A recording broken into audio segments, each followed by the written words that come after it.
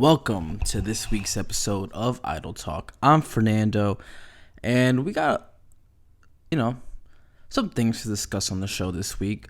Hopefully, if you're watching this on YouTube, the lighting is gonna hold because I recorded last week's episode, and I left the light mounted up there. Thought it was good. Fell down like 4 days later while I was at work. So interesting surprise. Nonetheless, though, subscribe to our YouTube channel, please. Please, if you're watching on YouTube, if you're listening on Spotify, hope you're following. Hope you download the episode. It really helps analytic wise. And also, if you're listening to this, just go over, subscribe, please. Got interesting things going on. Apple Podcast, usual plug, leave a review, please. Subscribe over there too. It's that simple. So, all that out of the way, let's talk about my PlayStation 4 bugging out, lagging on the main menu. Sony, look at me when I say this. Don't slow down my PS4. Okay? Don't pull an Apple.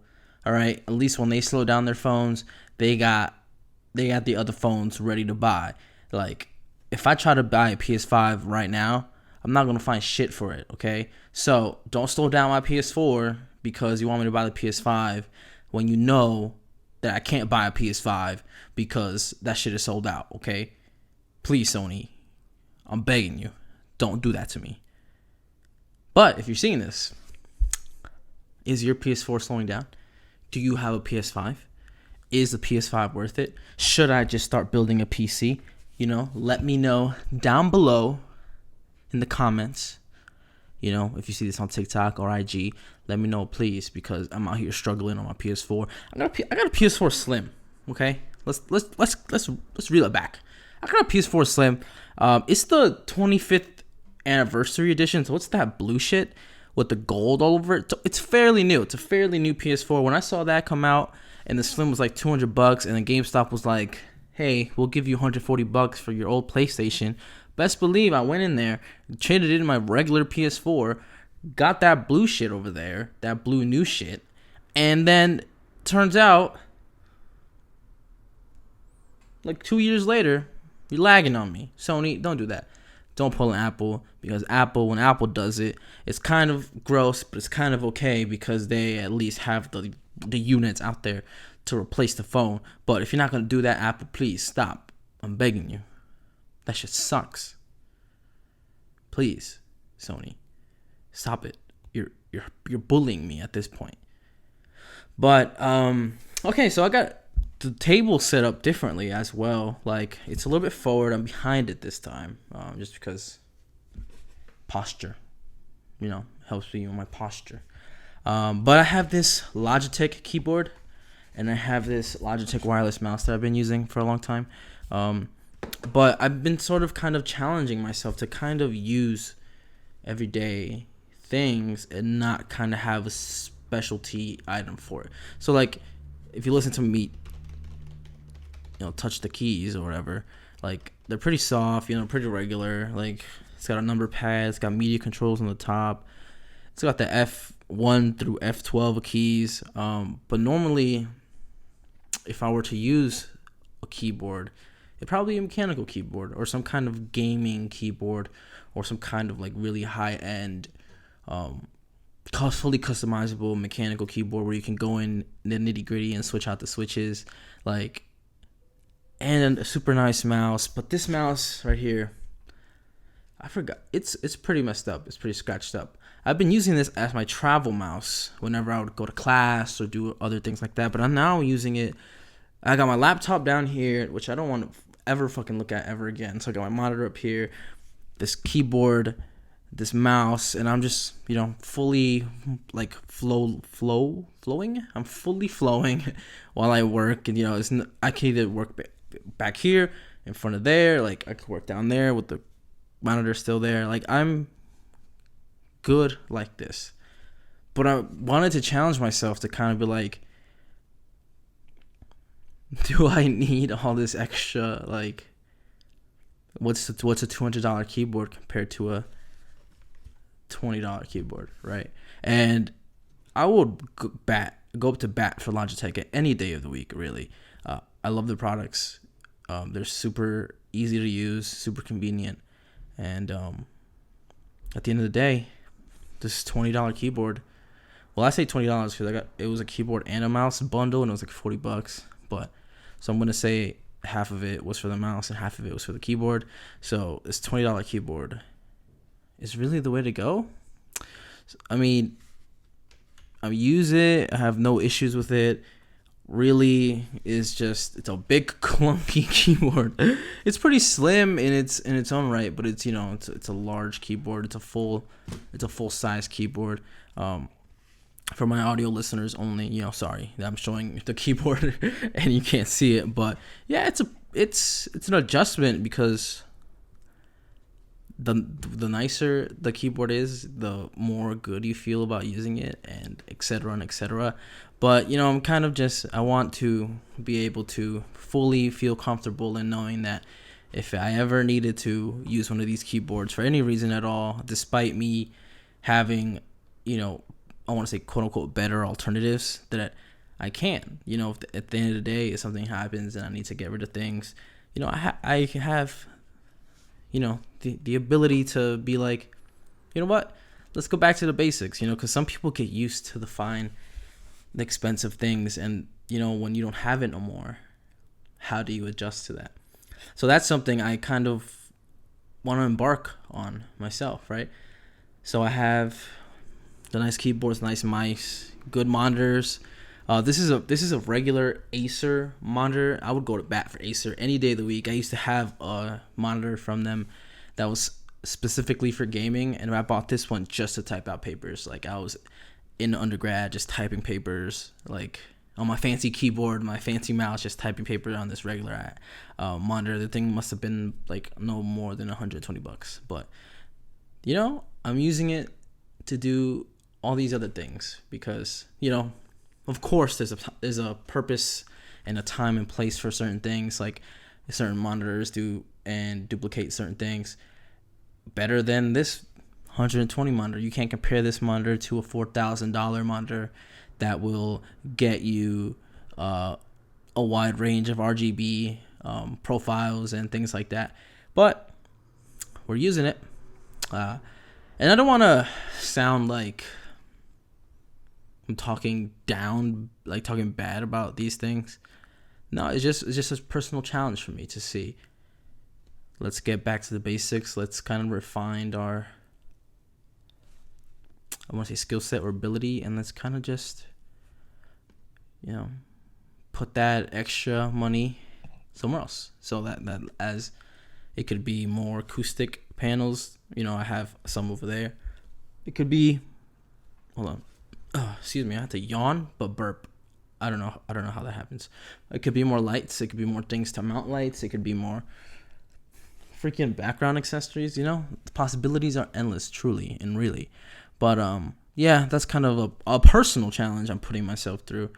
Because you can splurge in certain areas and cut back in other areas. So it's something to think about, something to do. Okay, so let's talk about our environment. You hear the phrase, you're a product of your environment, but how deep does that phrase go, right? Because when I think or thought of you're a product of your environment, I used to think of where you're born. You're a product of where you're born. And keeping it simple, I don't think that's true. I don't think that's the entire definition of you're a product of your environment. I think you are a product of your environment your entire life. Meaning that every environment you put yourself in any stage of life, you are a product of that environment. So when you're first born, you're a product of the environment you're born into. So your family home, your mom, your dad, separate or together. Maybe, you were raised by an aunt, uncle, like Spider-Man, or your grandma or grandpa, things like that. You're a product of that environment. And then we transition to the environments that we were in growing up, whether that be, let's go as early as middle school, right? Your middle school environment, you're a product of that. and then you go to high school, and then you leave high school and get to young adulthood, which is college, and then you're in like full adult mode when you leave college, because that's when everyone expects you to kind of be a full adult. You know what I'm saying? Like you're an adult now. You're like an adult. So I think you're a product of every single environment you're in, and I feel like you just add upon into what product you are. So for example, like I feel like I'm at work, I'm vaccinated, everybody's vaccinated, but like there's still like guidelines we gotta do. Like you still gotta wear your mask indoors and stuff like that. And I feel like I've been getting reckless with wearing my mask, and it's because my coworkers are reckless as fuck not wearing their masks too. And it's like I gotta get back to my principles and my things, and like I believe the masks work. I haven't had COVID. I've been tested multiple times, to leave, to enter the country, so I believe the masks work. I wear them in public. When I used to go on public transit, I used to wear them in public transit. All that, right? I believe the masks work. I feel like I've been becoming a product of that environment, right? And we have to recognize when those products are either good or bad. And I think that's bad, right? I think we need to be self-aware enough to be like, this isn't working for me.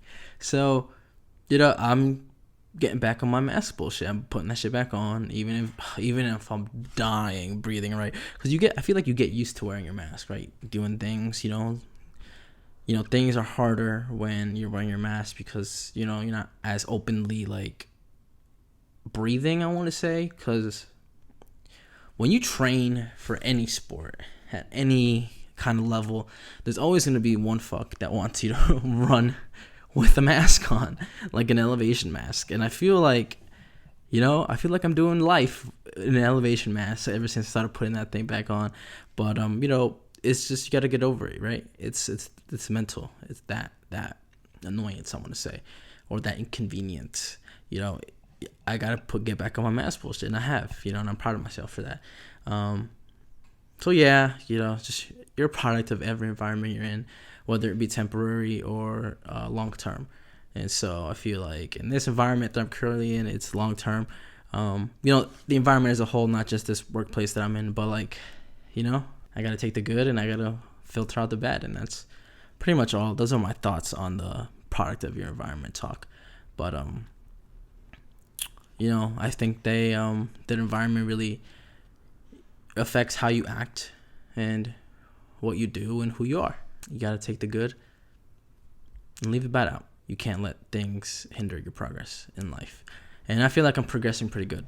So feel free to tell me if you feel that you've been progressing good or bad, whether it be as a comment or a DM, just let me know. I love hearing about people's positive progression stories, and also love talking about people's not so positive progression stories. Like maybe they had a step back and they feel like it's the end of the world and it sucks, and they can't recuperate that enough or fast.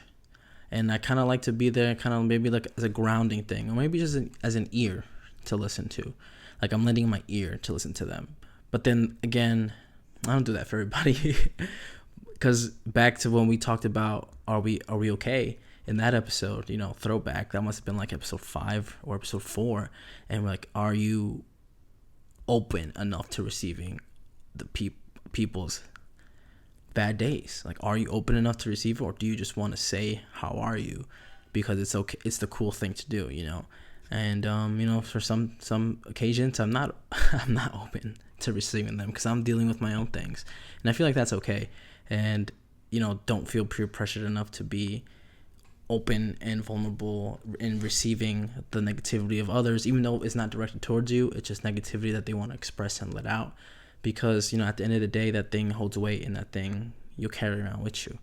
So again, be selfish in that way. In our last topic, let's talk about something serious, fellas. Ladies, listen. It's just me and the boys talking right now, and I kind of need them to focus up, pay attention, lock in with me. because I'm going to talk about a subject that we all know. It's going on. I know it. You know it. Everybody else knows it. But we don't address.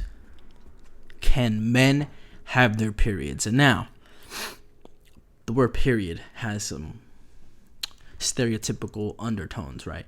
Because it's used like, oh, are you on your period? To describe a woman who's either moody, emotional, angry, sad, like hungry, hangry. You know, sometimes it's even used in a bad way where it's like, well, I think, you know, sometimes it's thrown at women like, oh, are you on your period? When you do something and they have a reaction to it that was not pleasant and it was not what you were expecting, and then it's all of a sudden, are you on your period? You know, don't lie. We've all thrown that around at one point or another. But let's talk about men and their periods. Should I call it a myriad, first of all? Myriads? Do men get myriads? Because I feel like the answer is obviously yes, right? Men get their period, and we don't admit it, frankly. Sometimes you wake up on the wrong side of the bed, and you're like, oh, you know, I had a shit morning, right? No, bro, that's your myriad. You got your myriad. You know, it's okay to say so. Maybe something bothers you that shouldn't bother you, as we tell our women counterparts, you know, like, hey, you know, relax, you're just on your period. Bro, relax, you're on your period. So I'm trying my best not to laugh, but it's so true. Like, men get their myriads. They're male periods. We get them. It may not be as occasion, you know, it might not be on a set schedule that we get them, but I feel like we get them a lot more than women get them. I feel like if we were to say that it's a fact that women get their period every month and whatever comes with it, right? I think as men, we get ours like maybe like every 2 weeks. Like, there's always one day or a couple days where your boy is pretty angsty, like he's upset at something, but he can't clearly communicate it to you because he's a boy, and we were told to bottle things up and let it explode out of us in a rage of fury when we're 35, and then all of a sudden we're on the news. Like, look around you, your group of friends, your boys, and, you know, every once in a while, hit them with the, are you on your period? And let's see what they say. Let's see what reaction we get out of them. Because I feel like often, you boil something down to its origin. And you know what? It might have started because your boy was on his period. So, men and their periods. I cannot stress this enough. I feel like it happens way too often, and we don't acknowledge it. You know why? Because then we'll have to question ourselves. Do we get periods too? Like, shit, he's on his period. Do I get periods? Right? You just scared to question yourself about it, right? Do I get my period? You know, because period has that tone that I mentioned earlier, right? Like, as in, it's a reaction. It's solely because of your hormonal structure. And as men, we set that tone, right? You don't hear girls going to each other like, hey, relax, you're on your period. No, it's something. Let's take accountability to say that we set that undertone. And so now the discussion of us having our periods is weird, right? It's weird.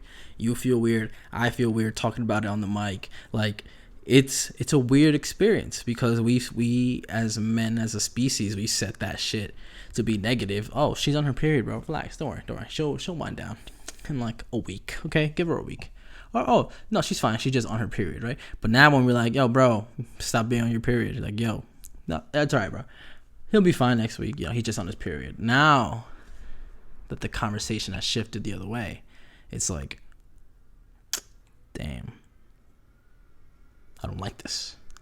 So the answer that everyone's been waiting for, that I've said multiple times already, that yes, in fact, my bros, my men out there, my macho men, relax. If you're a little bit mad, it's okay. It's because you're on your period. Other than that, that was this week's Idle Talk. It's a shorter episode. Granted, it is a shorter episode, but not every episode could be 40-minute bangers. But I am gonna put this out there right now. I'm looking for guests. If you're in DMV, DC, Maryland, I guess Virginia, you're part of the DMV, catchphrase. I guess you're invited too. But DMV people, I'm talking about musicians, artists, journalists, doctors, anybody of any kind of background, any kind of person. We've already had a collab with the Match Me podcast, so if you listen to that was a banger. That was a good ass episode. The clips were good, guest was amazing. Go listen to their show. Their show is completely different to what my show is, and I think that's amazing. And I want to do that more. I want to explore the DMV in that way. So if you're like a foodie or something, if you got a photography Insta, you got a mixtape coming out, let me know. Please reach out. If you have any recommendations, send them my way, please. Like, I have 2 episodes that I have yet to release and edit and put together, right? And I think I'm going to be releasing those pretty soon. One of them is from someone from England. You'll enjoy that episode. It's a crazy one. And I have one with someone who has been on the show before. And it's interesting because it's not an IdleTalk episode. I kind of want to give other people a chance to see how they sound like in front of a mic and see if maybe podcasting is something they want to do. So, have those 2 episodes coming out relatively soon. I'm saying that right now, because I have no plans on starting it as of 8:00, right? I have no plans on starting that, but just keep me accountable because I listen to the episodes like when I'm driving. Like I'll pop this in on Wednesday, but yeah, I'm keeping myself accountable. I'm gonna edit those two episodes. Hopefully find some more guests, and you know what? Who knows? Maybe I'll find a guest that's super dope for IdleTalk, and we'll go from there. But that was this week's episode of IdleTalk. Remember to subscribe on YouTube.